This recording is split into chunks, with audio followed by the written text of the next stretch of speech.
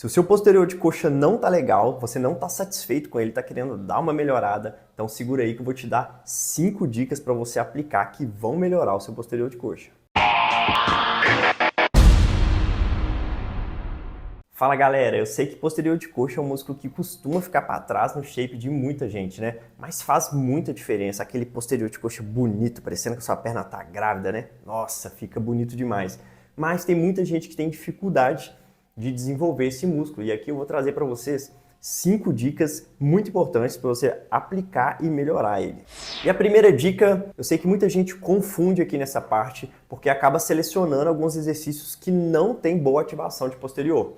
Então, agachamento e leg, esses são exercícios que eu vejo muita gente falando, vou colocar o pé mais em cima, o pé mais aberto, que aqui ativa mais posterior, mas na verdade, esses não são bons exercícios para o posterior, você pode até mesmo nem contar ele como exercício para o posterior. Isso acontece porque esse movimento acaba encurtando no quadril e alongando no joelho e fazendo o inverso, dependendo do movimento. Então não tem uma boa ativação de posterior, então pode esquecer esses exercícios e qualquer variações dele, como leg horizontal, leg 45, leg 90, agachamento, afundo, enfim, todas essas variações. Você precisa de ter exercícios específicos para o posterior de coxa. E aí, junto disso, eu já venho trazendo para vocês aqui a segunda dica. Normalmente, nas academias, o mais comum de você treinar posterior é a mesa flexora e a cadeira flexora. Toda academia tem uma mesa e quase todas têm uma cadeira. E se na sua academia tem esses dois exercícios, dê prioridade para a cadeira flexora. A cadeira, ela é um exercício que tem um desenvolvimento melhor para o posterior, gera mais hipertrofia do que a mesa. Não estou falando que a mesa é ruim para você excluir ela do seu treino. Não, ela é uma boa variação, ela é muito interessante. Mas se você for comparar eles, tanto a mesa quanto a flexora em pé tem um desenvolvimento um pouquinho pior do que a cadeira. A cadeira, você trabalha o seu posterior um pouquinho mais alongado e isso gera mais hipertrofia. Se você puder, dê prioridade para a cadeira. Quando você for começar o seu treino de posterior, inicia ele, por exemplo, com a cadeira flexora, que isso vai te gerar melhores resultados. E a terceira dica é você se inscrever no canal. Não, tô brincando, não é essa não. Mas aproveitando, né? Se você gosta desse tipo de conteúdo, de dicas de musculação, dicas que é fácil de você aplicar, se inscreve no canal. Clica no sininho de notificações também, e assim que eu postar um vídeo, você recebe a notificação e pode assistir em primeira mão. Aproveitando também, se você está curtindo o vídeo, dá aquele likezão, dá aquela força. Mas voltando para a terceira dica, a gente vai incluir mais alguns exercícios um pouco mais complexos, que não são isolados para o posterior. E quais são eles? São as variações do terra, principalmente. Mas não o terra tradicional, que ele vai ter aquele problema lá da primeira dica, né? Que é alongar de um lado, contrair do outro, então ele não tem uma boa contração, que a gente chama de paradoxo de Lombard. Então o tradicional não é tão bom assim, mas você pode ter uma variação que é excelente, que é o stiff. Sim, o stiff é uma variação do terra onde você não movimenta o joelho, deixa o joelho estático. Então você vai fazer ele com o joelho estendido, não totalmente estendido a ponto de você travar a articulação. Deixa ele levemente flexionado, mas faz com o joelho quase todo estendido. Se você tem um posterior de coxa encurtado, tem um pouco mais de dificuldade de fazer, você pode fazer a variação que chama RDL, que é o levantamento terra romeno, que é exatamente igual ao stiff, mas você pode flexionar um pouquinho o joelho. Mas lembre, se você flexionar muito o joelho, você começa a levar para o terra tradicional. E aí você já começa a perder potencial de hipertrofia do seu posterior de coxa. Então, quanto menos você movimentar o joelho, melhor vai ser para o posterior de coxa. E uma outra variaçãozinha que tem também, que na verdade não é a variação do terra, mas tem o mesmo padrão de movimento, mas com os vetores de força um pouquinho diferente, mas que pode ser legal, é você fazer uma variação no banco romano. Lá no banco romano você consegue treinar tanto a lombar quanto posterior de coxa e glúteo. Então se você deixar o banco um pouquinho mais para baixo aqui da linha da cintura e movimentar o quadril, na hora de subir, você vem fazendo a contração ali do posterior e do glúteo, você consegue ter um trabalho legal também. É claro que ali você não vai conseguir colocar tanta carga quanto no stiff, então o stiff com certeza vai ser essa melhor variação. Mas se você tem um pouco de dificuldade, lá também é uma boa opção para você. E como eu falei, quando o seu posterior de coxa é meio encurtado, ele acaba atrapalhando você executar diversos exercícios. E aí que entra a quarta dica. Sim, alongamento de posterior de coxa. Rodrigo, alongamento de posterior de coxa é uma bosta, né? É chato, dói. Sim, é verdade. Mas, infelizmente, alongamento é muito bom, porque quando você tem um músculo encurtado, ele tem mais dificuldade de hipertrofiar e ele também atrapalha você a fazer algumas execuções. Então você acaba perdendo potencial de hipertrofia. Isso acontece com vários músculos.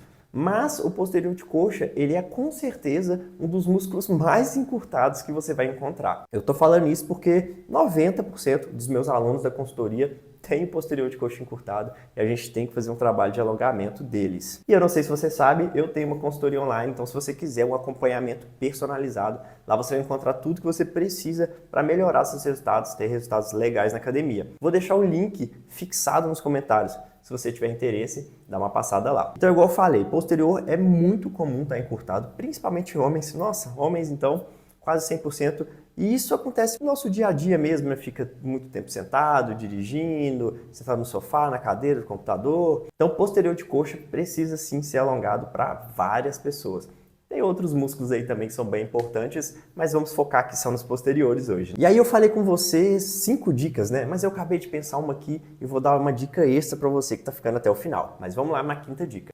E a quinta dica é um movimento específico para você ter uma hipertrofia heterogênea. O que é isso, Rodrigo? É você ter uma hipertrofia muito focada num ponto específico. Então, se eu te olhar de costas assim, por exemplo, olhar o seu posterior de coxa, se você tem um bom desenvolvimento na parte lateral, que é a parte mais externa, e você tem uma dificuldade na parte medial, que é a parte mais interna do posterior, você pode fazer os exercícios de posterior de coxa com os pés virados para dentro, você dá uma alinhada exatamente nessa parte medial da coxa, do posterior de coxa, que é a parte um pouquinho mais interna. Então dá um foco, uma melhorada no desenvolvimento dessa parte. E caso você faça com o seu pé virado para fora, você vai focar o lado ao contrário, né? Que é a parte lateral, que é a parte mais externa do posterior de coxa. É claro que essa dica é muito legal, tem estudo comprovando isso, mas isso é muito específico, né? Se você tem dificuldade ali naquela região, isso é bem legal para você. Agora, se você tem dificuldade na região por completa